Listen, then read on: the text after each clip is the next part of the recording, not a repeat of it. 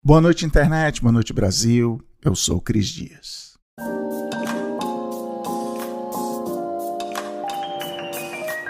Pelo menos uma vez por semana eu falo por aí que é a minha citação favorita de todos os tempos. Aquelas frases que a gente bota no cabeçalho do LinkedIn, eu literalmente já fiz isso. A minha frase top 1 da vida é: vivemos em uma fase de transição como sempre. E o que eu mais gosto dessa frase é que ela foi dita pelo filósofo italiano Ennio Flaiano em 1967. Porque para mim ela fala que é o normal do ser humano ter essa ansiedade com mudanças, com as coisas acelerando, com toda a confusão de tecnologia, política, sociedade, costumes. Mas lá em 1967, que hoje a gente olha com os famosos tempos mais simples, não tinha internet, beleza? Mas foi exatamente em 1967 que saiu o livro que já virou até episódio aqui no Boa Noite Internet. O Meio é a Mensagem, do Marshall McLuhan, porque estava todo mundo vendo as mudanças que a mídia de massa causava no mundo. Estavam, como diriam os jornalistas da época, efervescendo. Os Estados Unidos estavam no meio dos movimentos pelos direitos civis, a guerra do Vietnã e a corrida para chegar na Lua antes dos soviéticos. A Europa tinha um movimento estudantil, o Brasil estava nos primeiros anos da ditadura, a China teve a sua revolução com Mao Tse-tung em 66, e no Oriente Médio, bem em 1967, Israel entrou em guerra com os vizinhos, tomando justamente a faixa de Gaza. É como falou a minha amiga Karine, bem no meio ali de 2020, eu estou exausta de viver mais um momento histórico, como sempre.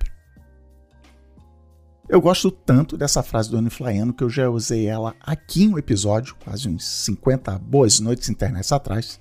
Uso ela em slide de palestrinha minha já tem mais de 10 anos e foi com ela que eu abri a palestra que eu dei em Joinville agora no mês de outubro, no Shift Festival. E foi legal porque quando eles me convidaram, o pessoal da organização foi lá no meu site, crisdias.com, olhou minha lista de palestrinhas e pediu uma que eu já não dava tinha muito tempo, chamada Pense como um Engenheiro, Crie como um Artista, que fala sobre o que eu acho que é a nova maneira de encarar o nosso trabalho, um assunto que eu sempre estou falando aqui no podcast, na newsletter. Essa palestra estava merecendo uma atualização, porque se a gente está em uma fase de transição, como sempre, ainda não tem nenhum ano que o ChatGPT foi lançado e a inteligência artificial chegou para ficar e deixar todo mundo com medo do que vai acontecer com os nossos trabalhos. Sendo assim, essa semana eu resolvi trazer essa conversa aqui no podcast. Vai ser uma versão resumida, com menos causos, exemplos e explicações. Uma versão adaptada, até porque podcast não tem slides. E, não é por nada não, eu me diverti muito fazendo as ilustrações dos slides no ChatGPT. Gastei assim mais tempo que eu deveria, mas tudo bem. E, como o fim do ano está chegando aí, eu sei que é a época onde as empresas costumam chamar gente que nem eu para dar palestrinha. Fica aí, então, a indireta, nem um pouco indireta, de você entrar lá no crisdias.com e me chamar para falar por aí. Mas, enfim, que papo é esse de pensar como engenheiro e criar que nem um artista? Você deve estar pensando aí, mas eu não sou artista, eu não sou engenheiro? Beleza, tá tudo certo, vem comigo.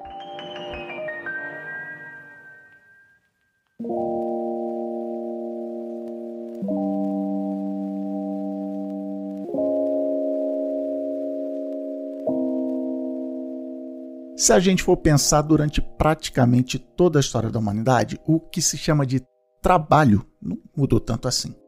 A própria palavra trabalho em todas as línguas estudadas no mundo acaba se conectando na ideia de esforço físico, que era isso, né? A pessoa acordava e começava a fazer um monte de tarefas usando os braços, as pernas, o corpo em geral, carregando peso, cozinhando, plantando, colhendo, e assim foi pela história inteira, até os militares lutando com seus corpos pela glória da pátria e até na Revolução Industrial as suas máquinas incríveis, o trabalho era o que eu chamo de apertar parafuso, tá na fábrica operando ou consertando as máquinas.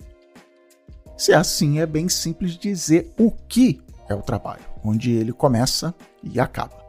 Não só no horário de expediente, mas a tarefa mesmo. Ferreiro da Idade Média ia fazer ferraduras. A diferença entre um ferreiro experiente ou novato é o tempo de fabricar a ferradura e, de repente, a qualidade do produto final. que, se encaixa melhor na pata do cavalo, dura mais. Ainda assim, quando o ferreiro acaba de fazer uma ferradura, ele acabou de fazer. Ele sabe, olha, fala, tá pronta, não tem mais nada para ser feito. Porque, por melhor que seja o ferreiro, o que mais influencia quanto dinheiro ele vai ganhar é a quantidade de ferraduras que ele faz.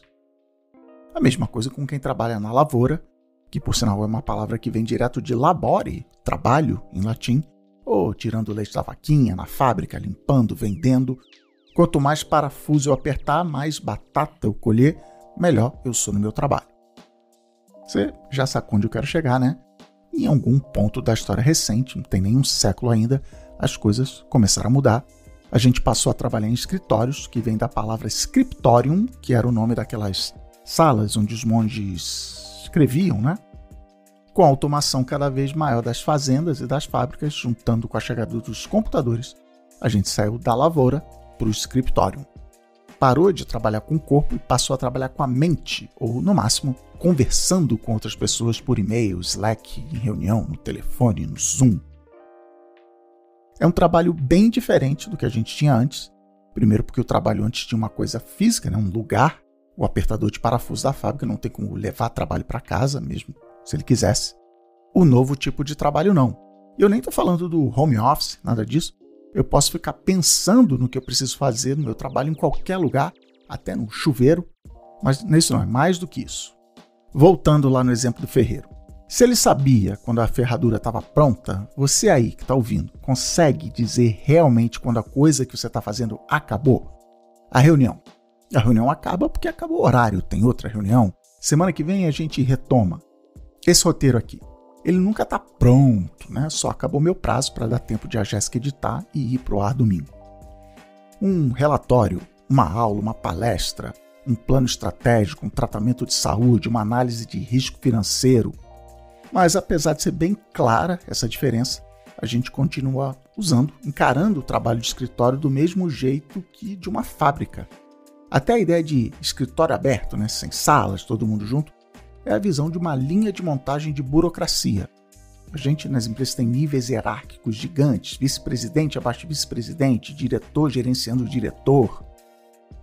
Um jeito de explicar essa diferença de trabalhos do antigo para o novo podia ser que antes ele era braçal e agora ele é mental. Mas eu prefiro uma outra lente porque os computadores e principalmente a internet mudaram até os trabalhos mentais.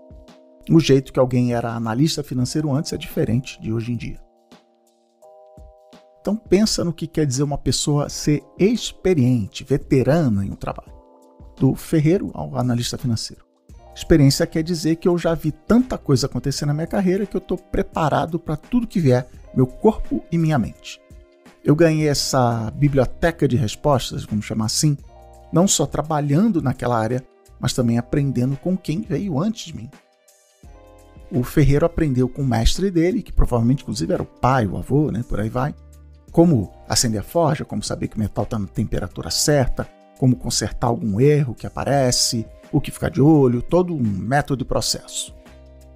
Do mesmo jeito, hoje em dia, um bom técnico de geladeiras chega na casa da pessoa e já sabe o que tem que testar. Tem vezes até que pelo barulho ele já fala, ih, tá sem gás. Um arquiteto sabe as técnicas e cálculos para criar o projeto, um jornalista sabe como apurar uma notícia, entrevistar, porque não só fez faculdade, mas porque um dia foi estagiário e viu como os veteranos faziam. O jeito antigo de trabalhar é esse, é responder perguntas que já foram feitas, na fazenda, na fábrica e até no escritório. Mas aí o mundo mudou, a internet chegou para ficar, e se a minha geladeira para de funcionar, eu faço o quê? Procuro no Google, ou no caso, para eletrodomésticos, eu procuro mesmo no YouTube. Eu, claro, não vou virar um especialista em geladeira, eu acho que eu não consigo nem consertar de verdade, mas enfim. Eu vou ter pelo menos parte da resposta do problema, aí quando o técnico chegar eu já aponto o caminho ou até vejo se ele não está me enrolando. Daí que quando as respostas de todas as perguntas já feitas estão no Google ou no ChatGPT, quando ele não dá umas deliradas, o que é que sobra para a gente que trabalha na frente de um computador respondendo e-mail, fazendo call? Sobra o seguinte. Semana passada eu fui em um evento do Google que lançou um dado que explodiu a minha cabeça. É o seguinte. Hoje em dia, 15% das pesquisas no Google nunca foram feitas por ninguém. Esse é o novo tipo de trabalho. Responder as perguntas que nunca foram feitas. E sabe quem sempre fez esse tipo de trabalho? Artistas.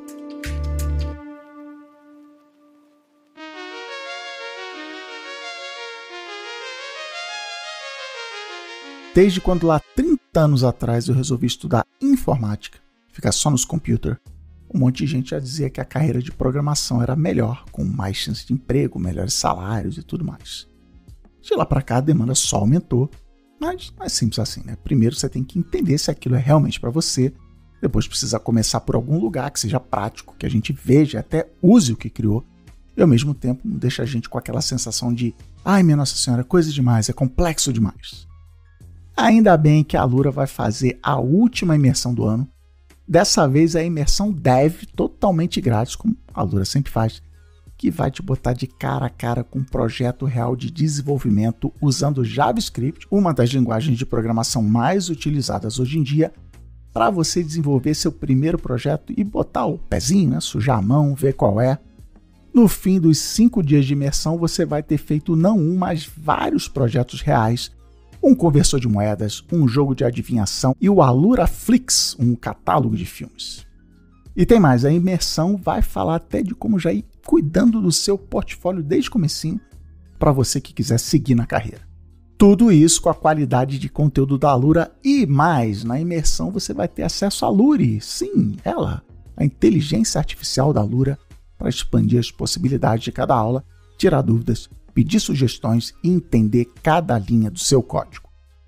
Então vai logo no boanoiteinternet.com.br/alura, dá uma olhada como vai ser, tira suas dúvidas e faz a sua inscrição totalmente grátis, mas não dá bobeira, porque a imersão começa agora dia 13, né, semana que vem.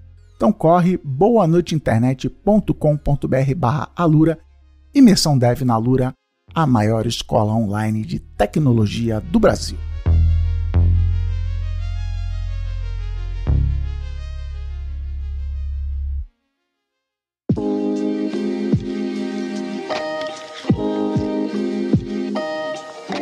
Deixa eu te fazer uma pergunta. Você acha que o ChatGPT e todas essas inteligências aí que apareceram nos últimos anos são inteligentes mesmo? É claro que eu não estou ouvindo o que você respondeu, então, sei lá, passa no nosso Discord para entrar na conversa. Mas enfim, independente do que você respondeu, o que você acha que separa a gente, ser humaninhos, das máquinas? Para muita gente, a resposta é a criatividade, ou mais especificamente, a arte. A gente afirma que não só as máquinas não conseguem ter a fagulha criativa para fazer arte, nenhum outro ser vivo do planeta consegue. Ou seja, a coisa mais humana, insubstituível que existe é a arte. Mas aí eu só acho engraçado que, ao mesmo tempo, a gente considera a arte essa coisa de vagabundo, inútil. Que a arte não gera valor, especialmente se você não é um artista conhecido. Muita gente, inclusive, quando está desgraçado das ideias com o trabalho, fala: eu vou largar tudo e viver da minha arte. Essa pessoa está querendo dizer que não vai mais se preocupar em produzir para fazer o que quer, o que ama, o que acha importante. Ainda por cima, dinheiro gasto com arte é visto por muita gente como jogado fora, especialmente quando é o governo apoiando, né? Ah, porque o dinheiro dos meus impostos enche a boca. É só um livro, é só um poema, é só um desenho. Ao mesmo tempo, a arte é a coisa que faz a gente ser humano, mas ser artista é o pior jeito de tentar pagar boletos. Também tem o problema de que muita gente acha que arte é a mesma coisa que bonito, bem feito. Nos meus grupos de Zap, não sei como é aí, quando alguém manda um vídeo engraçado, alguma coisa que a gente gostou muito, a resposta é escrever arte, e aí bota aquele emojizinho de paleta de tintas. Ou então pensar que arte precisa dizer alguma coisa, ter sentido, gerar uma emoção. E aí, lá foi o francês Marcel Duchamp expor um urinol em um museu, dizendo: isso aqui é arte sim, galera. Ou quando a japonesa Yoko Ono chamou todo mundo para uma nova exposição dela no Museu de Arte Moderna de Nova York, mas quando o pessoal chegou lá não tinha nenhum trabalho dela sendo exposto. Isso é arte? Para mim, a arte é, antes de mais nada, um jeito de pensar e de trabalhar. De perguntar, e se? E de responder perguntas que nunca foram feitas. E aí entra toda aquela coisa que eu falei lá em um dos primeiros episódios aqui do podcast. Uma boa pergunta é aquela onde é mais importante, valioso, o caminho, o raciocínio para responder, do que a resposta em si. Isso é arte para mim, e é por isso que eu digo que quando a gente está trabalhando em qualquer coisa, em qualquer profissão, existem duas pessoas dentro da gente. Um artista e um engenheiro. O problema é que ao longo do tempo, o que deveria ser meio a meio virou só um lado. As empresas e a gente mesmo só presta atenção no lado engenheiro, exatas, científico. A gente precisa do engenheiro, da técnica, do que eu chamo de ofício, que vem com a prática, dos dados, estatísticas, fatos. Mas isso tinha que vir depois, até porque entre busca do Google e impressora 3D, todo esse trabalho está sendo cada dia mais automatizado. A metade artista precisa reconquistar o espaço dentro da gente. Se a gente for olhar para a execução de uma tarefa como uma linha do tempo, ela começa com o nosso lado artista, que vai lentamente passando a bola para o engenheiro. E assim, é claro que esses são só dois nomes que eu estou usando como analogia. Se você trabalha com engenharia, você também precisa do lado artista e vice-versa. Então, o que eu quero fazer agora é comparar esses dois jeitos de trabalhar, o artista e o engenheiro, comparar as diferenças entre os dois e a hora de usar cada um. Eu não vou falar de todos os itens da minha lista, porque senão esse podcast ia ter mais de 1 hora de duração, mas vamos lá.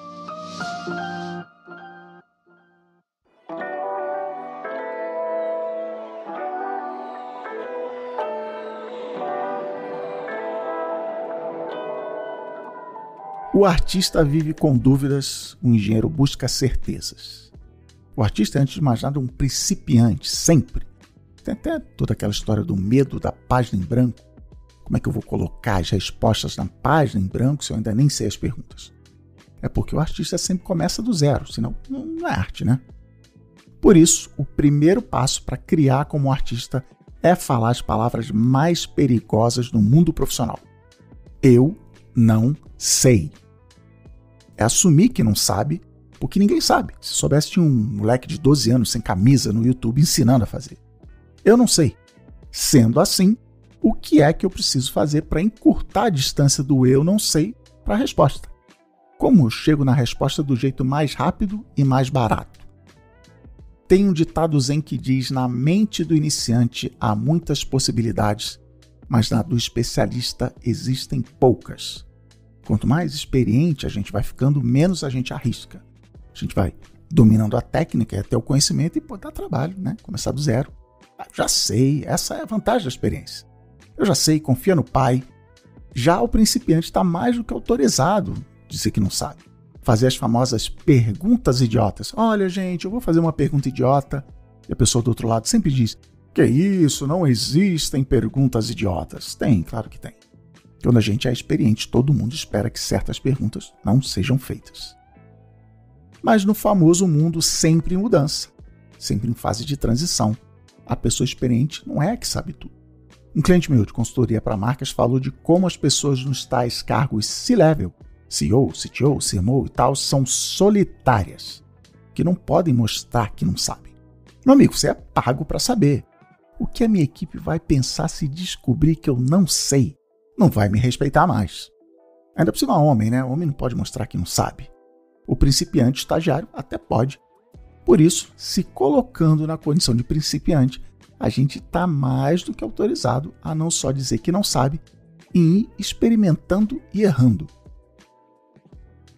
Uma crítica bem comum para artistas é quando o pessoal começa a dizer que fulano se vendeu.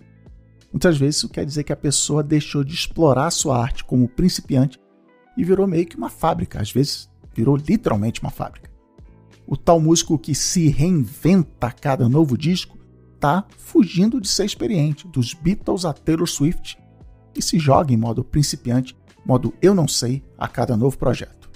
Aliás, a música é um negócio engraçado, né? O público quer ir no show e ouvir os clássicos, ter aquela sensação de lugar quentinho, onde já conhece tudo. A pior coisa que pode acontecer em um show é chegar lá e ouvir: galera, essa música aqui é do nosso novo disco. A galera dá aquela desanimada, o público quer o que já sabe que gosta. Já o artista quer seguir explorando. Porque o mercado cobra isso não só do artista, de todo profissional. Eu te contrato pelo que você já fez. Na entrevista, vou te perguntar o que você já fez para fazer de novo. Você tem experiência com o novo Photoshop? Com Google AdWords? AWS? ISO 9001? Ou então, o Creator, que fica sempre repetindo a mesma piada ou o mesmo formato. Como assim? Você falava de comida e agora vai falar de videogame? Não foi para isso que eu vim aqui. Toma o meu unfollow, né? O famoso unfollow anunciado.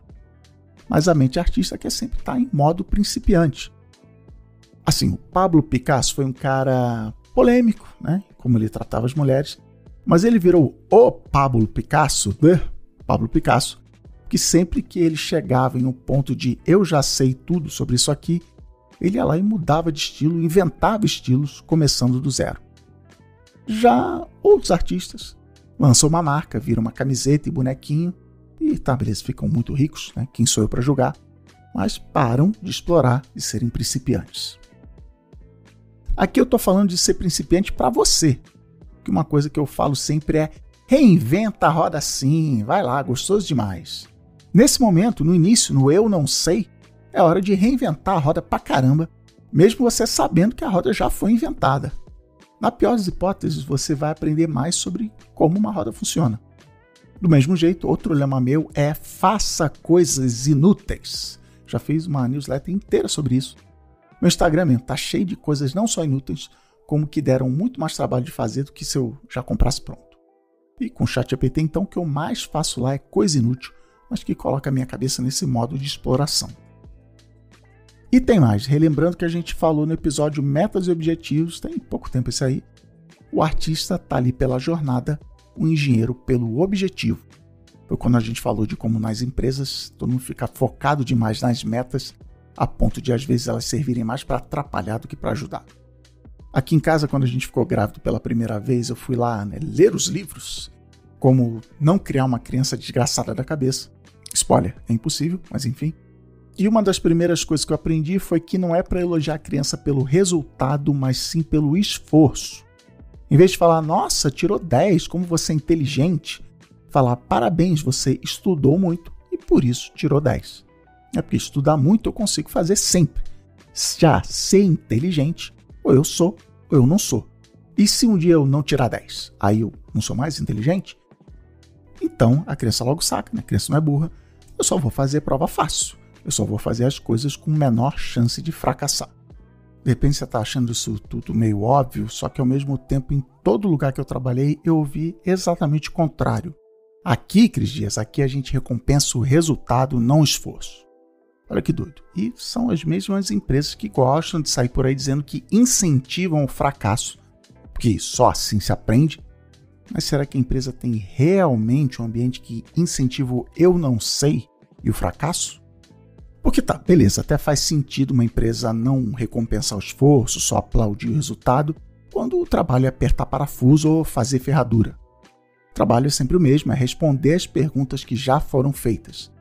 Existe um, tempo médio de fazer ferradura, FPM, ferraduras por minuto. Só que no mundo onde o trabalho passa a ser responder perguntas que nunca foram feitas, recompensar só o resultado vai fazer nas empresas o mesmo efeito que nas crianças. A gente vai tentar usar respostas velhas para as perguntas novas. É por isso que hoje em dia todos os logos de empresas famosas são iguais e sem graça, porque a gente agora tem 200 filmes da Marvel que são o mesmo filme, porque as campanhas publicitárias se repetem. A sua profissão deve ter isso. É o que eu chamei ano passado de beijinho da Xuxa aqui no podcast. É aí no que todo mundo faz, o padrão de mercado. Ué, eu não estou sendo recompensado pelo resultado? Para que eu vou arriscar?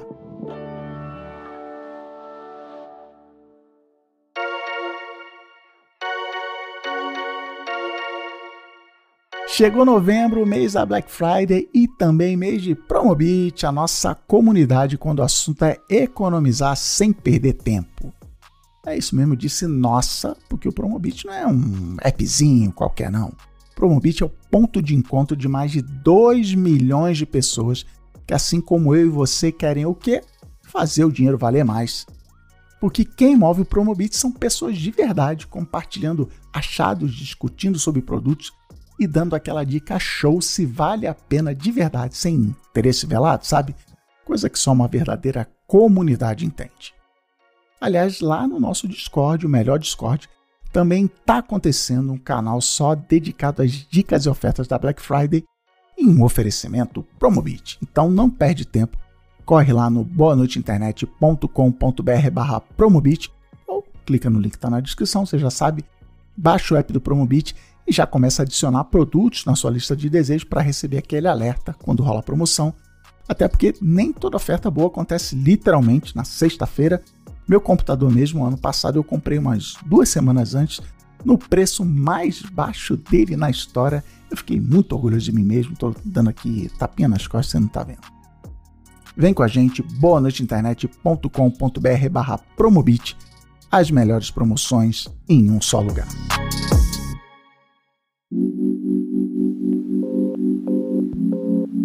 Tá, mas e o engenheiro? Eu vou ficar aqui só dizendo que a gente tem que virar artista, abaixo do sistema? É isso sim, não, brincadeira.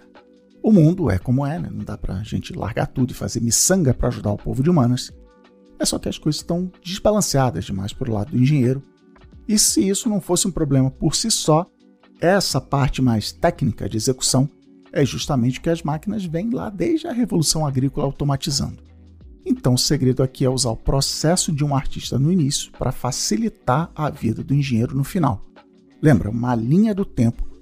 A gente começa artista, mas termina engenheiro. O artista começa, o engenheiro entrega. Até porque a técnica e a experiência são, sim, necessárias, um diferencial. Você vai usar as perguntas que descobriu na fase artista do trabalho e agora levar até o fim pensando como engenheiro, usando toda a sua experiência não só profissional como de vida para responder essas perguntas que não foram feitas. O artista começa, o engenheiro entrega. Sempre que eu quero falar mal do jeito que eu faço meu trabalho, eu costumo dizer que eu sou artistinha. Eu quero fazer do meu jeito, eu não quero fazer o que o algoritmo quer, o que alguém botou nos comentários. Sou muito bom em dizer o que os outros precisam fazer, mas quando é comigo, é difícil. Eu quero ser isso, artistinha. Por mim, eu ficava em modo artista o tempo todo, só experimentando, mudando de ideia, fazendo coisas inúteis, reinventando a roda pelo prazer de reinventar a roda. Não dá, né? Um cara que eu citei outro dia mesmo aqui no podcast, o Jack Conte, CEO do Patreon, tem um vídeo no canal dele contando de como ele era esse cara que ele chama de perfeccionista, e eu acabei de chamar de artistinha, de como ele ficava refinando cada segundo de cada música dele, analisando cada comentário que um amigo fazia, aumentando o volume de instrumento, não, melhor baixar, e aí levava meses para botar alguma coisa no ar, até que ele se deu conta de que os artistas que ele mais gostava tinham publicado centenas, milhares de músicas durante a carreira. Que ser artista é publicar. Aí o Jack dá um conselho que eu tento seguir, nem sempre consigo, mas que é o seguinte: trabalhe para entregar, não para terminar. Ou, como eu falo aqui no mundinho dos podcasts, programa bom é programa no ar. Eu falei de como uma ferradura, um pão, uma colheita, todo mundo sabe quando acabou, está pronto. Pois justamente parte do trabalho do engenheiro é dizer chega, está pronto, e aí partir para refinar, tirar tudo que não é necessário, para aí sim entregar a melhor coisa para se chegar nos objetivos. O artista faz as perguntas, o engenheiro põe de pé as respostas. O artista diz, eu não sei, e o engenheiro fala, agora eu sei. Porque um ajudou o outro, mas cada um tem sua hora e lugar.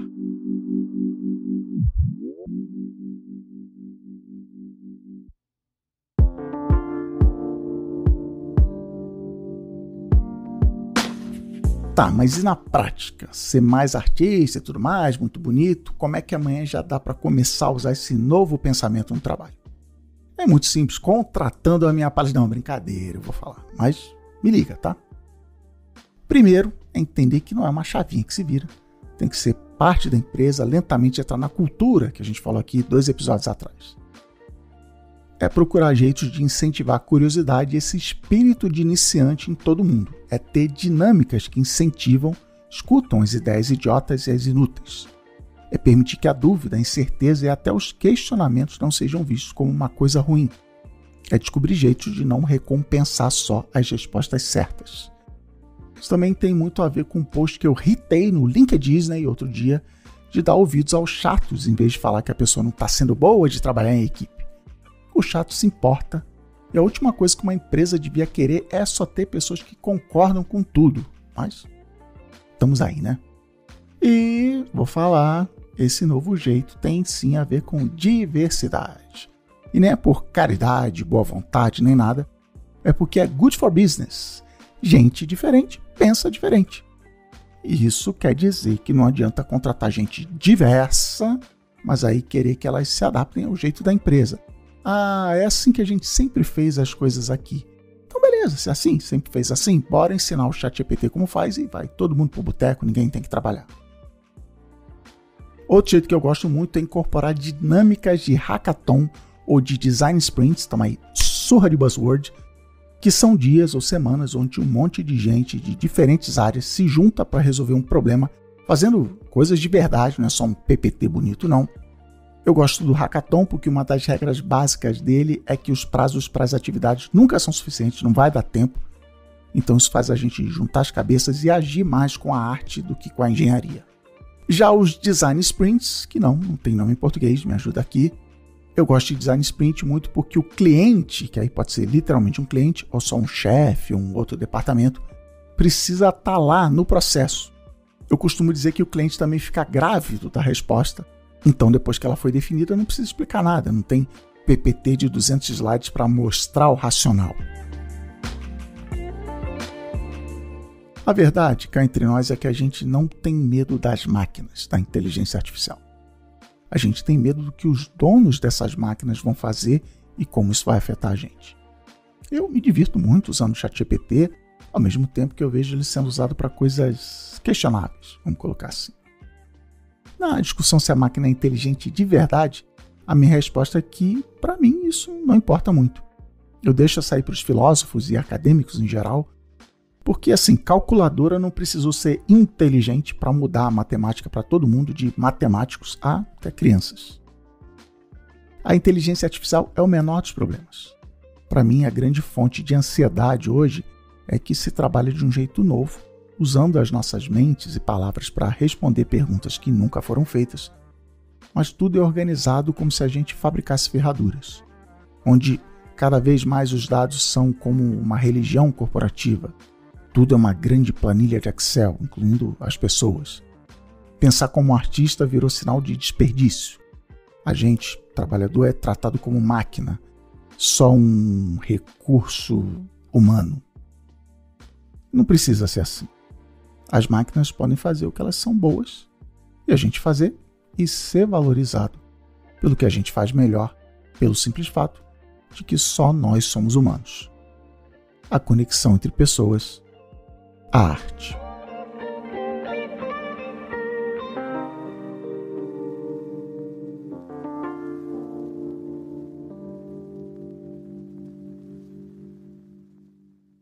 Boa noite, internet. Boa noite, Brasil. Por hoje é só.